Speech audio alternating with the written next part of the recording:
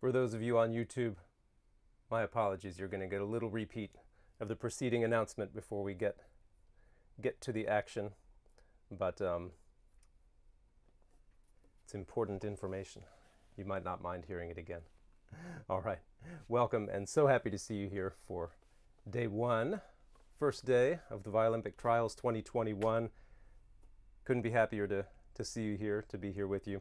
And I wanted to open by reminding you that if you're not yet registered for these trials, that's the first thing you're going to want to do, because then you'll have the piece that I wrote, The Fast Rose of Summer. It's what we're going to be working on these 5 days. Whether you're going to be here live, whether you're doing it later in the day, whether you're doing it weeks from now at your own pace, got to register so that you can download the music and the assignments and all that. And let me make sure that we are good on Facebook as well.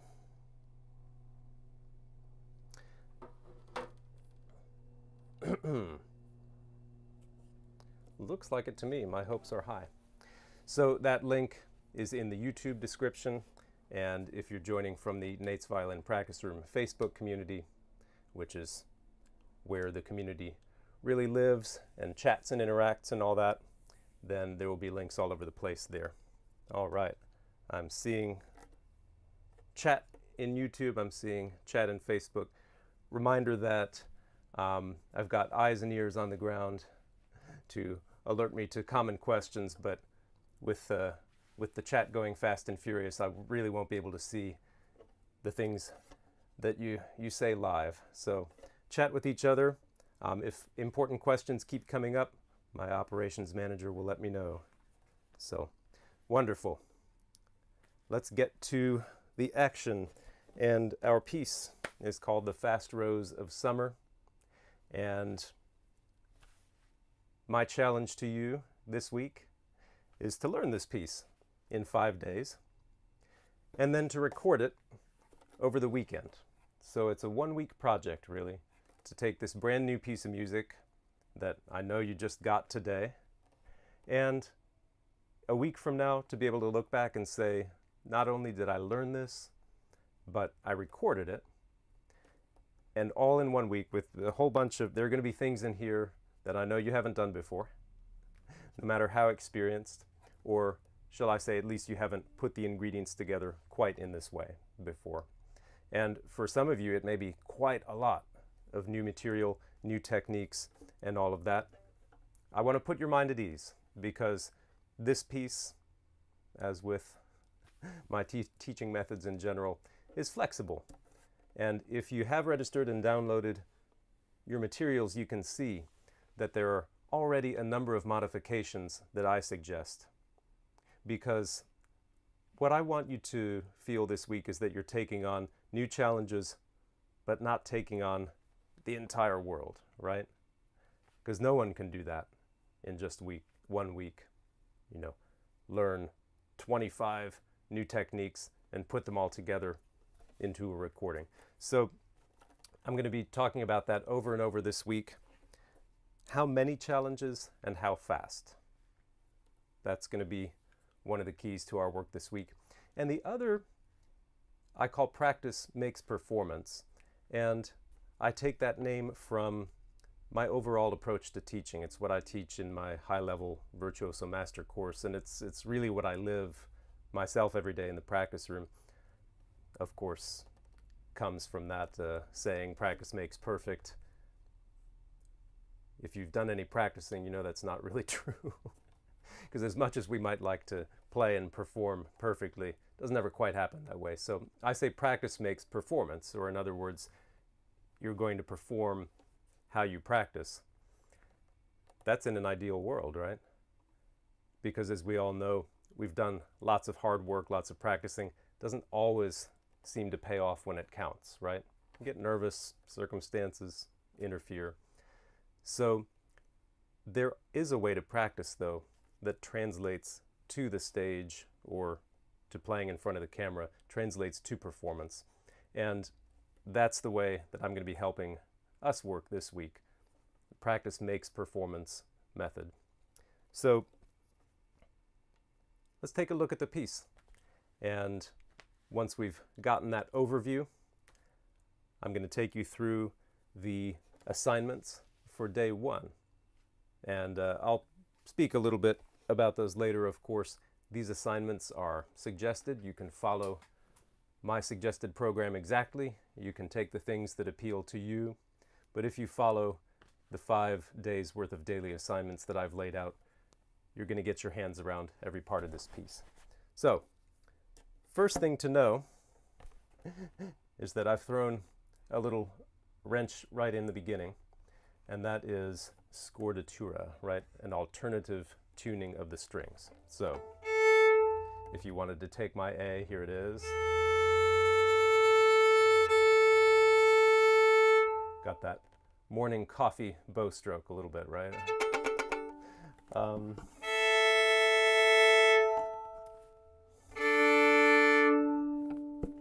course, if you're on viola, you won't be tuning an E string, because remember I have a viola part as well as a violin part for this piece. The Violympic Trials and the upcoming Violympic Games are equal parts violin and viola. And so this piece is for both instruments, and you can already find my performance as well as Burchard Tang's viola performance on YouTube. So your lowest string, G for violin, C for viola, is going to go down a whole step. So from a G to an F.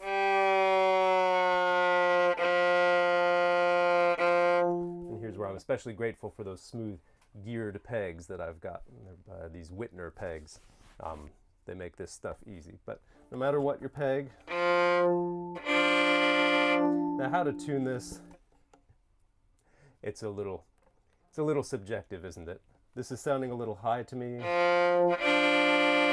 with the open D string. I'm sorry, I meant the open D was sounding high, so this F is sounding a little low. Kind of fiddle around with it until it seems to ring nicely. Just like you might play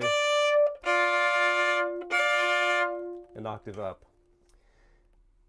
Depending on your strings, depending on your instrument, that string might not like staying on that F. So you might find that it wants to come back to where it was slightly. That's fine. It's playing this piece perfectly in tune is not going to be my #1 priority. I like playing in tune, but something like that, let it sit for a moment. And if you do have these geared pegs, of course, makes this stuff easy. If you don't, you might not have messed around with your pegs all that often. There are 2 things that can happen with traditional wooden pegs. If they're not quite fitted properly, if they're a little old, if the weather changes from one day to the next, right, they're either going to stick so that you can't turn them easily or smoothly, or they're going to slip. They're not going to want to stay in place. And so what you always want to have on hand if you have traditional pegs are the 2 remedies for that. You've got peg compound. It's like a kind of a chalky type substance that you can rub on the peg. That helps lubricate it, actually. And then you've got peg drops, which again, you put on the peg. It's more of a liquidy thing. Tends to help it from slipping, keep it from slipping. We do the best we can. Heifetz was a big fan of just dealing with whatever happened with the strings and adjusting on the fly. In fact, he wouldn't even let his students tune in a lesson, if you can believe it. They tuned once at the beginning, and then he would yell at them if they tuned after that. Considered it a part of the virtuoso toolkit. I don't go that far, but all right. Looks like it's staying in place there. So let's take a look. I'll play through the piece at a nice relaxed morning speed, and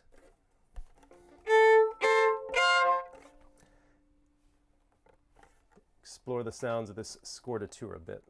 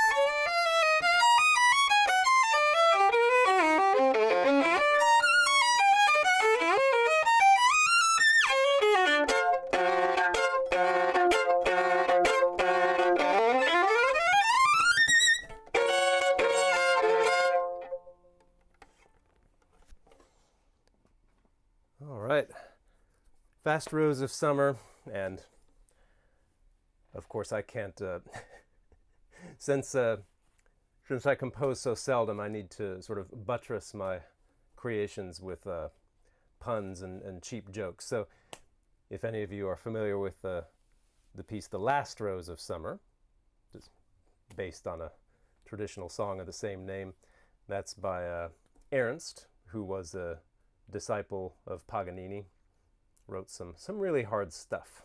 And so the opening of this piece is just a rip-off of that. It starts...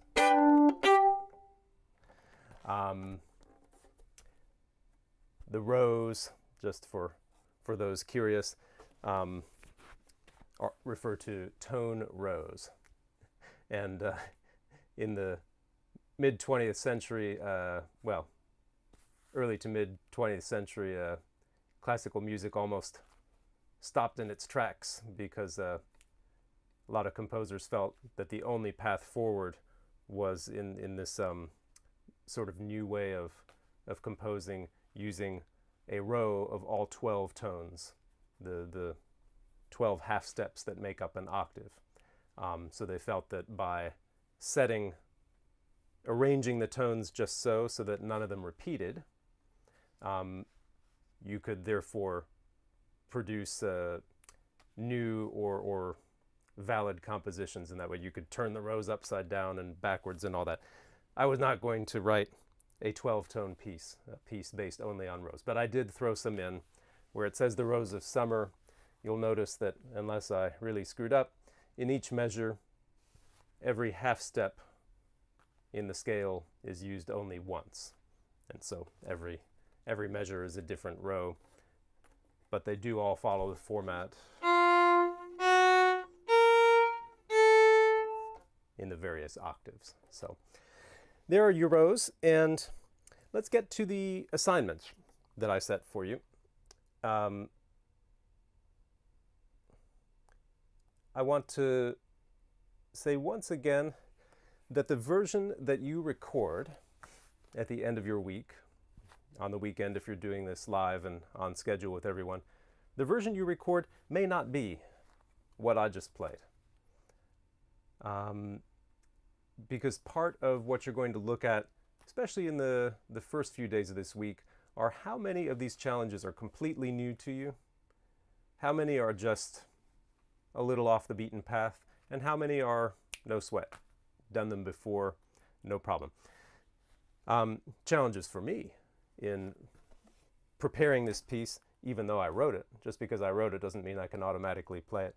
The big challenge for me was getting used to what the intervals felt like anytime I played on or crossed over or back from that lowest string, right? And that really is the reason that I wrote it this way. We get so used to playing our instruments, by feel. Put your fingers this way, certain note comes out. Changing the tuning of a string forces us to make new connections and to practice based on intervals, right? So now if I want to play, let's say a third, if I want to play a third, which I would normally do 1 to 3, if I try that between my two lowest strings, whoa, I get a tritone instead. So a third on those two strings ends up being between 1 and 4.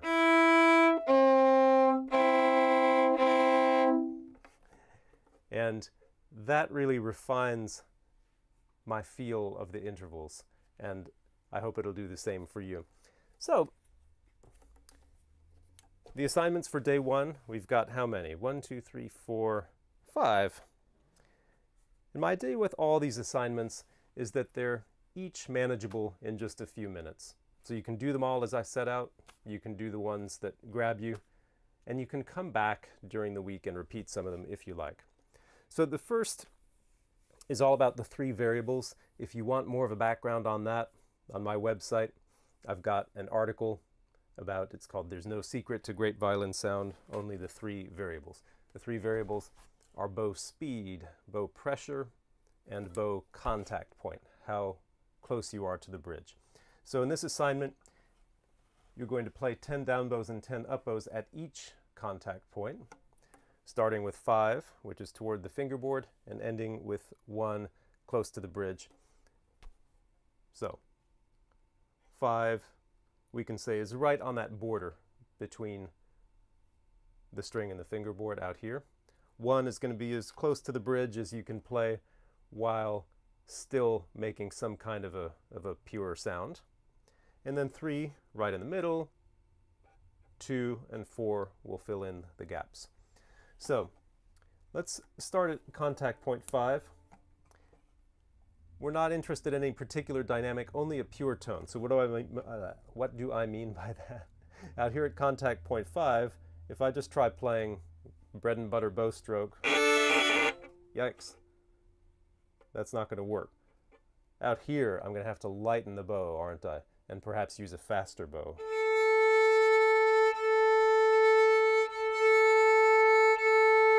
If I try slowing that bow down,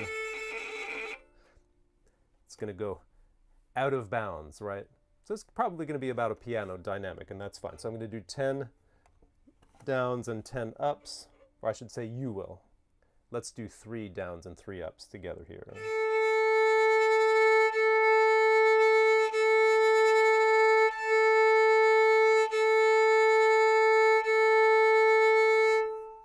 Out there, because there's so little resistance from the string, don't worry that the bow wants to jump around or get off course. You do the best you can. Let's go now to contact point 4. It's a little closer in. Out here, coming a little closer to the bridge, maybe a little bit more margin for error. You can play a little closer to what you might consider a normal bow stroke. You might be able to play a slower bow. Try to keep it as close to 4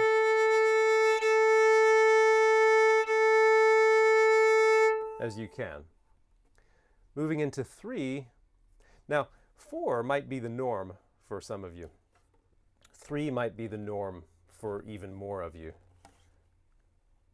If you take a look at great soloists on YouTube, you're going to see that their bread and butter tends to be that 3 or perhaps even a 2. They project. Now they're going to use all the contact points, but when they're like really singing, they're projecting, they're going to be in that 2 and 3 range mostly. Let's play 3.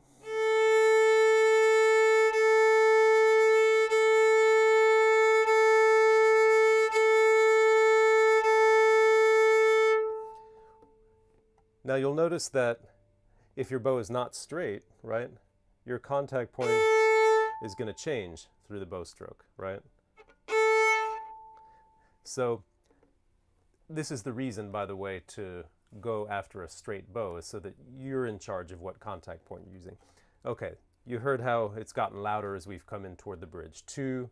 Now, at 2, this may be unfamiliar to some of you. And here at a 2, if you try using the same bow strokes that you've had out there, you're not going to get a pure sound. It's going to sound a little whistly or ponticello, right? Here, you're going to need more weight into the string, and you can accomplish much the same thing with a slower bow. So some mixture of more weight, slower bow. It's going to be louder, right?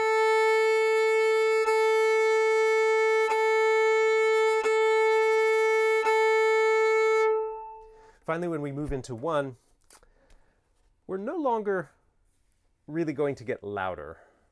1 is a very special case contact point. You'll use it a lot on the E string.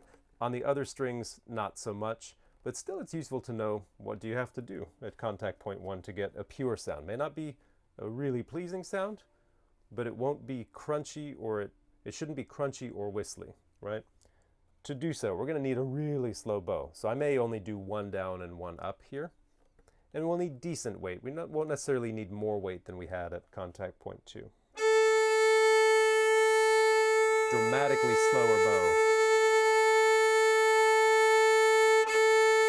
Not exactly pleasing, like I said. But boy, if you ever need to really save the bow, That's your place. So there are 3 contact points there. That's just good hygiene. That's something you can do every day. And if you really want to explore that, Simon Fisher's book called Tone is really that's the gold standard for exploring contact point. Next assignment is called Generous Bow, and we're looking at bars 20 to 35, or even just any part of those. If you're just dipping your toes into the piece, you can do this with a few bars at a time. I'm challenging you to play with more bow. However much bow you're using, play with more. So you're going to start with the bows that are naturally long, those slurs, and make sure that at least they fill the whole bow. And then you're going to see if maybe you could even get more bow into the smaller notes. So between 20 and 35, what are those longest slurs? Something like that. So if I was playing, could I use the whole bow? And as I do, you'll notice that I went from here, I was about at a 2. I can't move my bow fast there. It's going to get whistly. Out here is the place to move it fast.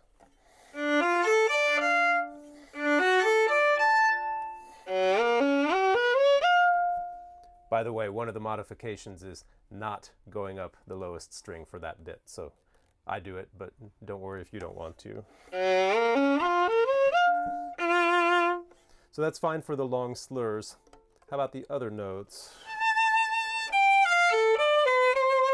A 2-note slur, maybe I won't use the whole bow, but how much could I use?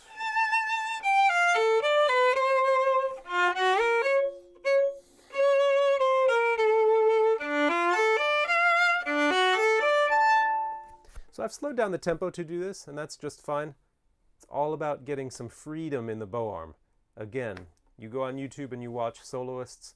One of the biggest difference between world-class players and those who aren't, how much bow they use, how willing they are to really let that bow travel and send that sound out there. And it's just, you will never get the character here. It's always going to sound like it's in a little box. If you really want to dance, this is a waltz. You know.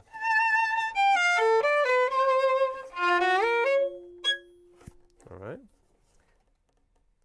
Our next assignment, a hand frame. But here we're looking at those, there's this motif of the piece, and you'll see it in bars. Let's see. Bars 16 to 18. And play them in order. So instead of as written, you're going to play them 1, 2, 3, 4.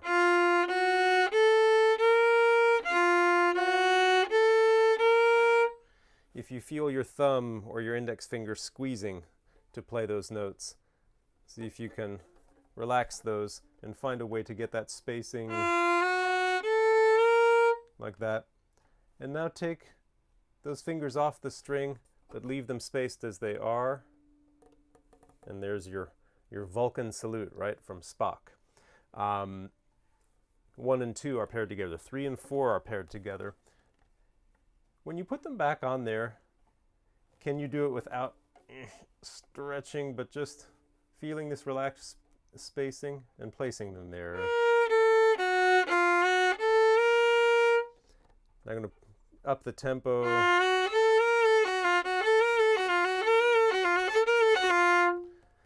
If the notes don't want to stay quite in tune, shake things out, place them back relaxed. See how well you can pair 1 and 2 and 3 and 4, keeping them relaxed. Again, if it's perfection is not the goal here. We're just trying to get things loose.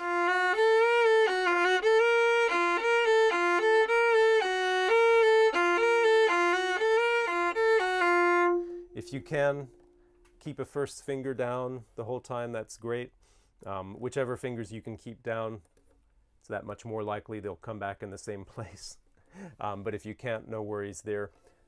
Just fiddle around with those 4 notes in any order you choose.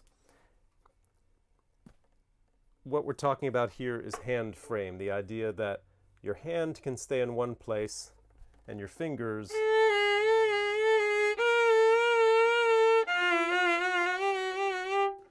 can move within that solid frame so that you don't have to,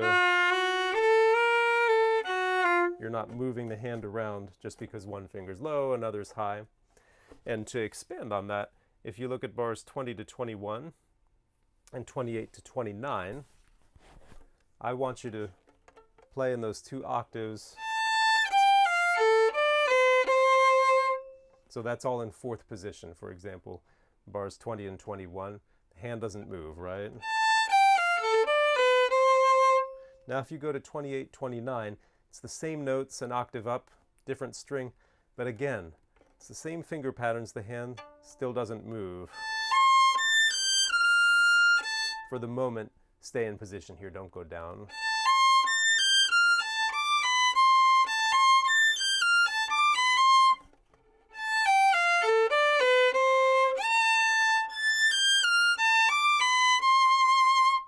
Okay, so that's a way to feel how, actually maybe going up that octave isn't as scary as it seemed, because I already did it just before.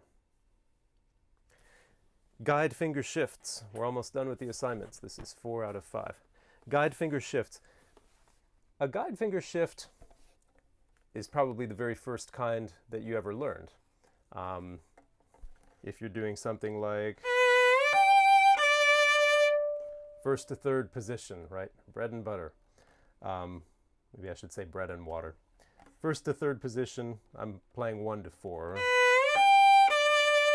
This is from a B to a G on the A string. I'm sliding with my first finger, and then I'm dropping the 4th finger. The note that I slide to with the first finger is the guide note.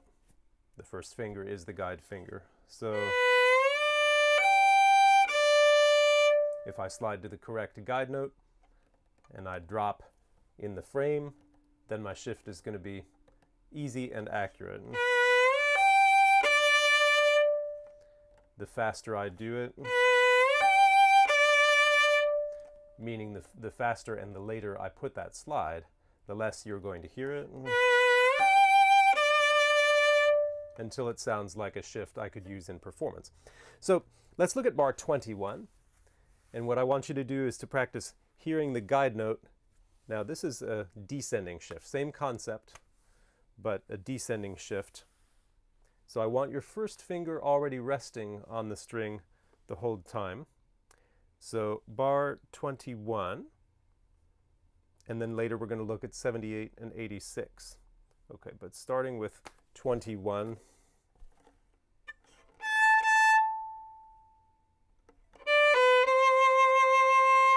So we're going to be shifting down to this F. But since this is a guide shift, the old finger, the 3rd finger, is our guide finger. And it's going to slide down to an A. Or for violas, a D, right?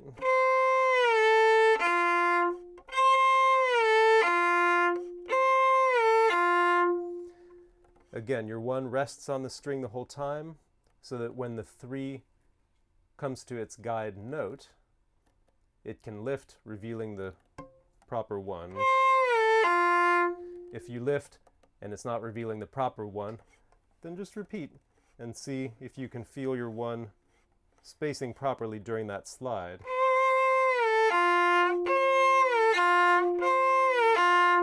Now, of course, in performance, this shift is not going to be heard because it's going to happen during a silence.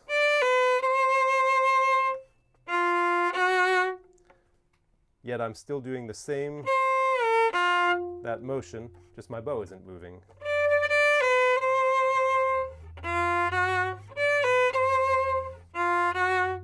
All right. Looking now at 78. The first shift is a little bit different. We're going to talk about that in a different assignment. So I'm talking about now the last shift in the bar from 1 to 4, and this is actually just like the one that I was doing before.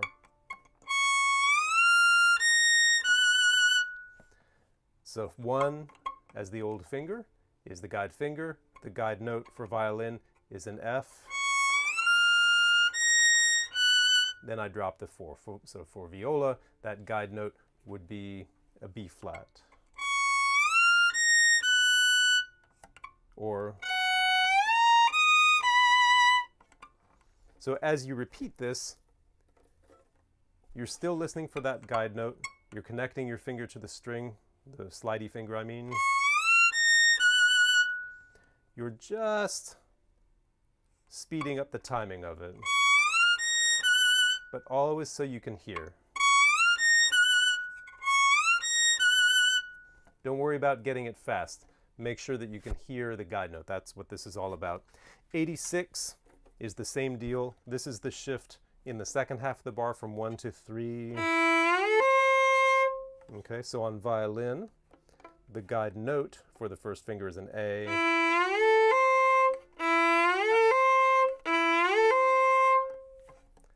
So we've got 1 descending, 2 ascending guide finger shifts. Something to get used to, and you'll be able to apply this to literally any piece you play, unless there aren't any shifts. And the last assignment for today, before we close, is about arm levels. There I'm talking about the right arm and how we've got 4 strings.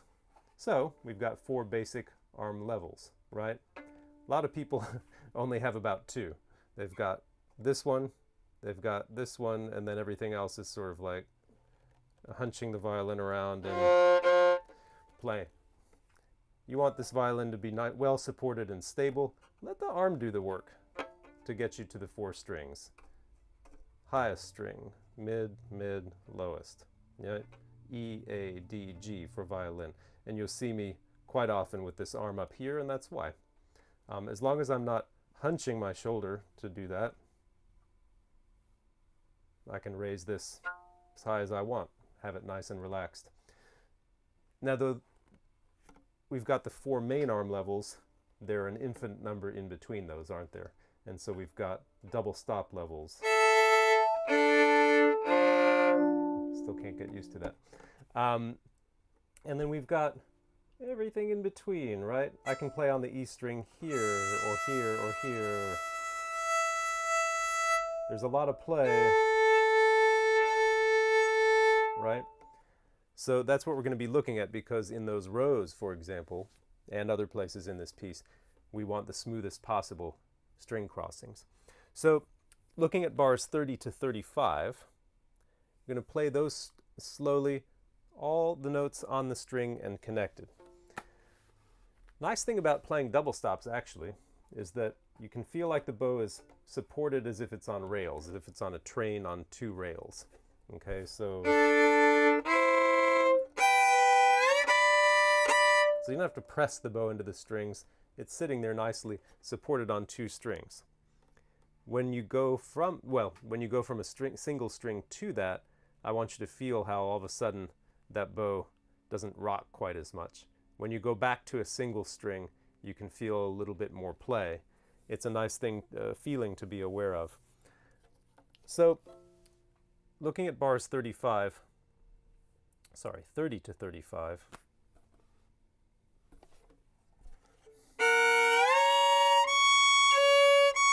I'm going to slur some of these. The idea is just to make everything as smooth as possible.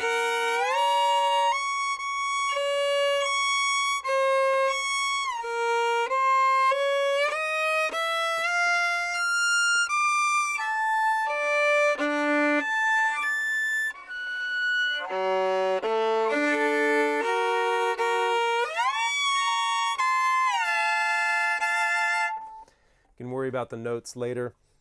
What I'm after is that 2 things. You can feel the difference between double stops and single string in terms of how the play of the bow, the give of the bow.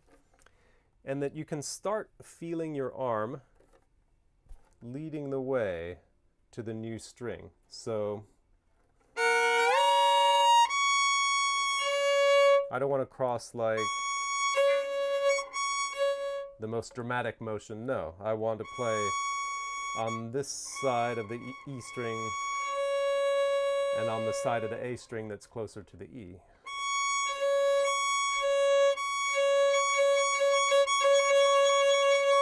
almost like a double stop. And when I'm moving back and forth between two strings, I don't even need to do it with the arm. I can pick a spot that's in between this double stop arm level, and I can just move the hand a little bit to navigate those. So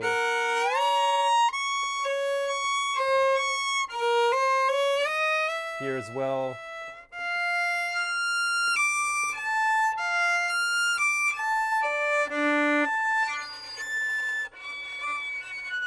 There it is. And when I'm going over here, let me lead my way with the arm. Back with the arm. Over. So that the arm's always moving a little bit in advance. Do this quite slowly so that you can feel that sequence. Arm leads the way, gets as close to the new string as possible, and then finish the crossing. All right. I don't want you to feel overwhelmed. Week is actually a long time.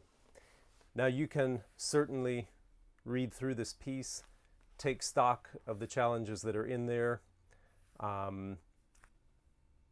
start getting a sense of how many challenges you're going to take on and how quickly you're going to string them together, by which I mean tempo of the piece. As I said, my challenge to you is not to record this piece exactly as I did. It's to come up with your own version of the Fast Rose of Summer. And by day 4 is what we're aiming for. By day 4, to commit to your version of what it's going to be and to record that version. And the difficulty of your challenge is going to center on how many new challenges you take on and how quickly you expect to string them together. So in my performance, for example, you saw that there are a lot of different tempi. This is a very free piece. And particularly those rows at the end, they can accelerate a lot from a very slow tempo to a very fast one. They can accelerate not much from a very slow to a moderate tempo, or not at all. The whole thing could be slow or moderate. It's really up to you. Obviously, the more quickly you try to smush new information and new challenges together, the more difficult everything is. So I want you to reach. I do not want you to feel overwhelmed. So start exploring the scordatura. Start with these assignments that we outlined today, and come back, please, whether you're joining live at 9 a.m. Pacific or watching later. These videos are going to stay available on YouTube and, of course, in the Nate's Violin Practice Room Facebook group. Again, register if you're not registered, because that's how you're going to get the music and the assignments and your journal where you can put everything together. If you're on YouTube and if you want to experience the fun part of Facebook, private group, Nate's Violin Practice Room, that's where you're going to see everyone talking about their work this week, encouraging each other, lifting each other up. It's a really great community. If you're a Facebook skeptic, this is, everybody who did this last year said, yeah, this is the best part of Facebook. So I encourage you to jump on in there, be part of the fun there. I will see you tomorrow for day 2 of the trials. Thanks so much.